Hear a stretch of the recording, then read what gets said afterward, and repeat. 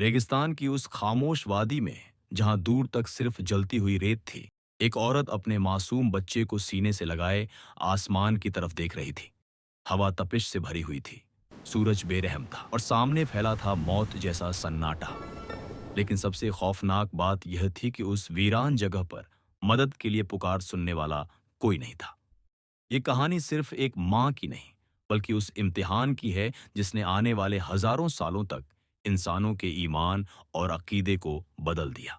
कहा जाता है कि हजरत इब्राहिम को अल्लाह की तरफ से हुक्म मिला कि वह अपनी अहलिया हजरत हाजरा और छोटे बेटे हजरत इस्माइल को मक्का की सूखी वादी में छोड़ दें।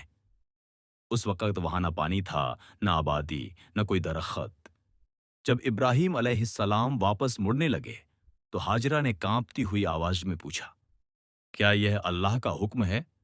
जवाब मिला, हाँ। यह सुनकर उन्होंने सिर्फ इतना कहा, फिर अल्लाह हमें जाया नहीं करेगा। दिन गुजरते गए, थोड़े से खजूर और पानी खत्म हो गए। अब उस वादी में सिर्फ प्यास बची थी। छोटा इस्माइल तड़प रहा था, उसकी सूखी सांसें हाजरा के दिल को चीर रही थीं।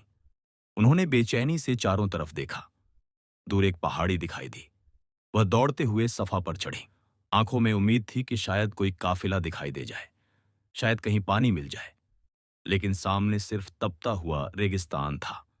वह फौरन नीचे उतरी और दूसरी तरफ मौजूद मरवा की जानिब भागी। वादी के बीच पहुंचते ही उनकी रफ्तार तेज हो गई। उन्हें डर था कि कहीं पीछे छोड़ा बच्चा उनकी निगाहों से ओझल न हो जाए। मरवा पर पहुंचकर उन्होंने फिर चारों तरफ नजर दौड़ाई, लेकिन हर तरफ वही खामोशी थी, वही वहशत, वही वीरानी। एक बार नहीं, दो बार नहीं, 7 बार। हर चक्कर के साथ उनकी सांस भारी होती गई, पैरों में ताकत खत्म हो रही थी। लेकिन एक माँ की उम्मीद अब भी जिंदा थी।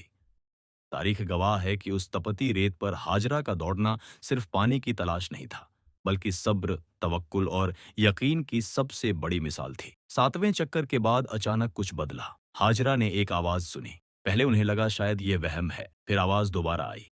वह घबराकर इस्माइल की तरफ दौड़ी। तभी उन्होंने देखा बच्चे के पास जमीन हिल रही है और फिर सूखी धरती के सीने से पानी फूट पड़ा। रेगिस्तान के बीच अचानक निकला वह पानी किसी मामूली चश्मे जैसा नहीं था।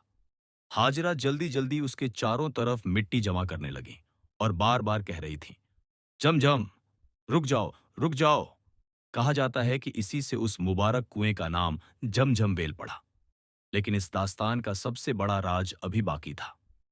जिस जगह कुछ वक्त पहले मौत जैसी खामोशी थी, वहीं अब जिंदगी लौटने लगी।